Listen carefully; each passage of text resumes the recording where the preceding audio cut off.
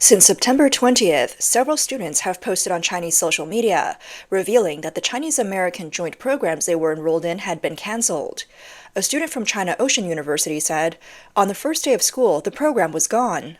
A student from Northwest A&F University mentioned that they were notified through WeChat that the University of Arizona had unilaterally decided to end their cooperation with the school. Additionally, a student from Dalian Maritime University's Houston International College stated that they had just attended a meeting and received the notice that the school has terminated its contract with the American partner. The website for the statistics program, in collaboration with the University of Arizona at Capital University of Economics and Business, is now inaccessible. This wave of closures in September is not an isolated case. Earlier in 2025, the University of Michigan announced that it would end its cooperation with Shanghai Jiao Tong University, leading to the closure of their SJTU Michigan Institute, a model for Sino-American engineering education that had produced countless engineers. It has since been named Pujiang International College and reluctantly resumed admissions, though the original American curriculum is no longer available. Similarly, Georgia Tech and the University of Pittsburgh also closed their joint defense-related programs with China, citing national security reasons. The University of Arizona even shut down its mini-campus in China, citing concerns raised by a congressional report that considered such partnerships a national security threat. These closures are like a domino effect. One falls and many follow. Since last year, several Sino-American joint programs have announced closures or name changes. For instance, Tsinghua University and the University of California, Berkeley ended their collaboration in 2024. Tianjin University and Georgia Tech also ended their joint degree program in Shenzhen.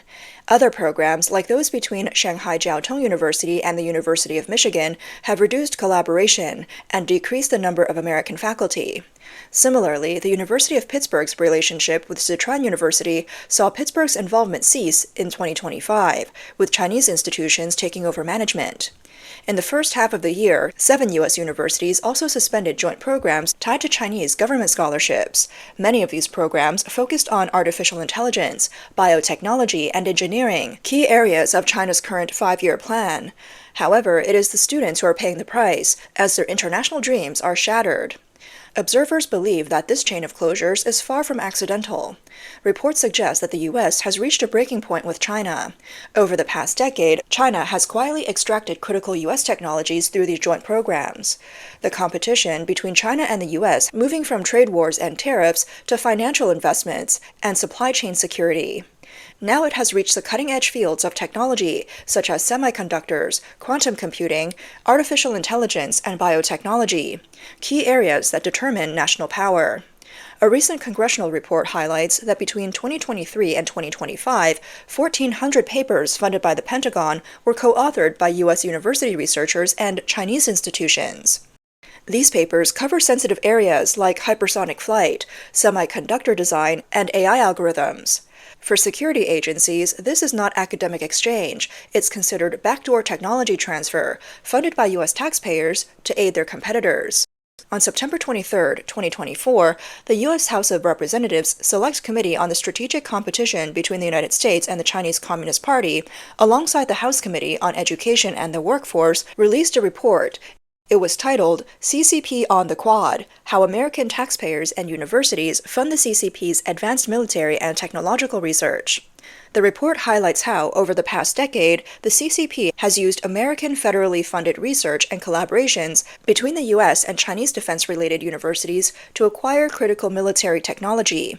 It specifically named 3 U.S.-China Joint Research Institutes: the Tsinghua Berkeley Shenzhen Institute, the Tianjin University Georgia Tech Shenzhen Institute, and the Sichuan University Pittsburgh Institute, stating that these institutions used American funding to train talent for the CCP. The report also listed numerous joint programs, including the Arizona State University and Dalian Maritime University collaborations, which were among those that were recently shut down. These funds, which should have supported U.S. domestic innovation, ended up fueling China's military and technological advances. For example, in the field of artificial intelligence, algorithms and data provided by U.S. universities could be used in CCP surveillance systems or drone technology. John Molinar, chairman of the House Selects Committee, emphasized at the report's release. American universities should never be a pipeline for the Chinese Communist Party's military ambitions, and this report reveals alarming new details about their partnerships with CCP-controlled institutions. These collaborations empower China's military and exploit research paid for by American taxpayers. Some lawmakers have called for immediate action, including the Deterrence Act, to block China from using academic collaborations and U.S. federal funds to acquire technology, demanding more transparency and accountability. These concerns are not unfounded. Over the past 3 years, numerous cases involving Chinese students or researchers have heightened political and public awareness of technology leakage, sparking tighter policies in Congress and across universities. In June 2025, 2 Chinese scholars from the University of Michigan, Yunqing Jian and Junyong Liu, were charged by federal authorities for attempting to smuggle or illegally carry biological materials. Their case led to federal scrutiny of the university. The cases related to the compliance of sensitive biological materials are still under judicial investigation. In the second half of 2024, a research employee and several students from the University of Florida were implicated in a large-scale illegal operation to procure and transport dangerous drugs and toxins to China. According to reports from the Associated Press, these substances were illegally shipped through the university's laboratory, involving student leaders from the Chinese Students and Scholars Association, CSSA. In 2024-2025, former Google engineer Lingwei Lianding was indicted for stealing core business secrets related to AI-accelerated chips and data centers for a Chinese company. He faces charges of economic espionage. This case reflects U.S. law enforcement's heightened sensitivity to AI and advanced computing fields, influencing the scrutiny of campus collaborations and student research. These cases serve as warning examples, deterring universities from pushing the boundaries of high-risk collaborations. The report is seen as a continuation of U.S. policy, from the Trump-era trade wars to Biden's chip bans, and now the education decoupling. The U.S. is building a technological firewall, and China's 1,000 Talents program and Changjiang Scholars program, once criticized for stealing intellectual property, are now the targets. Ironically, the CCP has always claimed win-win cooperation. But from the U.S. perspective, it seems more like a win-lose situation. China wins technology, and the U.S. loses security. Some online commentators joke that Sino-American educational cooperation is like inviting a thief into your home and helping them count the money. Some commentators believe that in a broader context, this reflects the accelerated decoupling of U.S.-China education. For the past decade, academic cooperation between China and the U.S. had been one of the most stable and harmonious bridges between the two countries, with hundreds of thousands of Chinese students studying in the U.S. every year and thousands of joint research papers produced. The U.S. government launched the China Initiative, tightened visa reviews, enhanced export controls, and classified certain STEM fields as sensitive. As a result, U.S.-China educational collaboration began to shrink systematically. By 2024 and 2025, research security reports from Congress and new campus safety regulation from multiple states put universities under greater compliance pressure, forcing them to withdraw from high-risk collaborations. Reports suggest that the reasons behind the large-scale, sudden shutdowns are not simple. There is indeed evidence that the CCP has taken actions that made U.S. politicians and universities feel that it was necessary to immediately cut ties. First, the exposure of systematic technology acquisition programs. Numerous U.S. congressional and think tank reports have pointed out that the CCP has long promoted military-civil fusion, requiring universities and research institutes to share international research results with military institutions.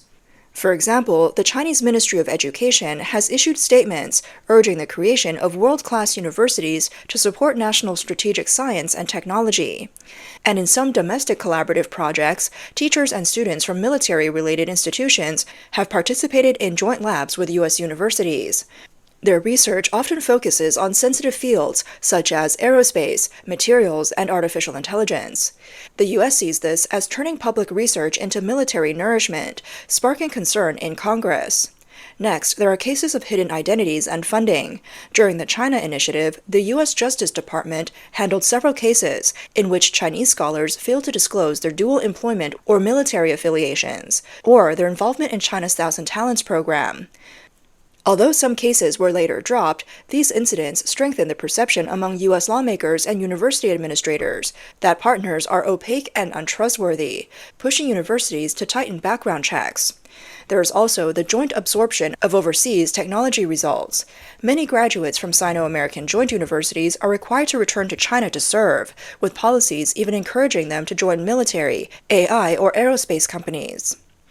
As a result, U.S. Congress views this as a potential risk, meaning that even though research results and courses are public and legal, the ultimate flow of knowledge may still aid CCP military industries.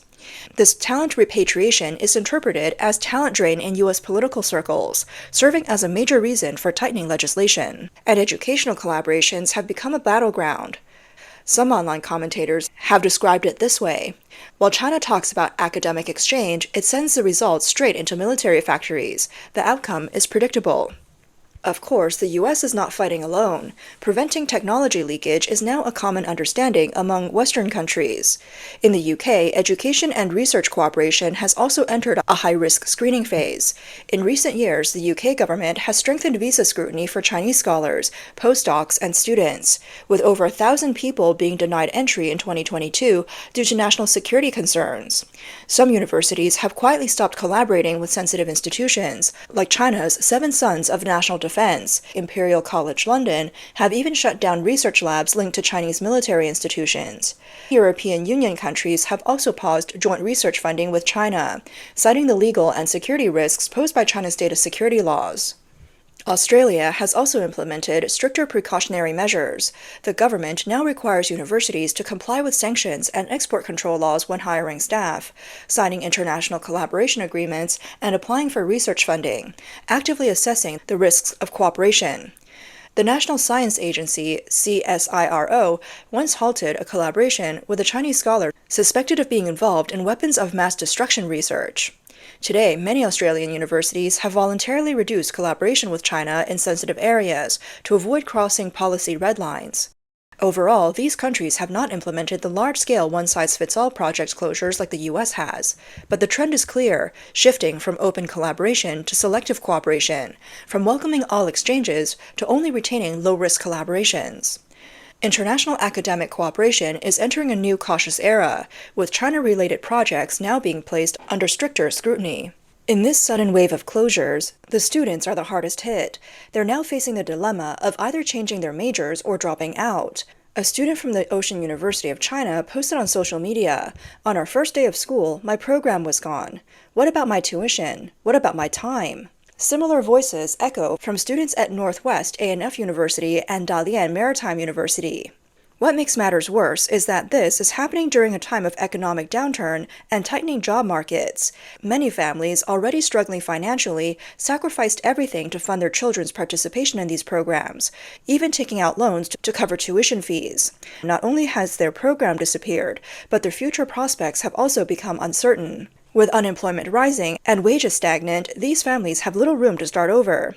Parents are not just anxious about their wasted tuition, they're worried that their children's life plans have been disrupted, and with competition in society growing ever fiercer, this educational investment is something that cannot be recovered. From the student's perspective, this event also exposes the weaknesses of China's higher education system. Many students chose Sino-American joint programs not on a whim, but because of a critical reflection on the limitations of the domestic education system. They were tired of the pressure of endless exams and score-oriented education in high school. They sought a more open classroom environment with more discussions and critical thinking. Some students say the current education system is largely standard answer-based and exam-oriented, which dulls their curiosity and turns learning into a mechanical process of rote memorization and test-taking. On X, some students even complained about dealing with the stupid bureaucracy of the school, joking, "You'll age 20 years dealing with the school admin."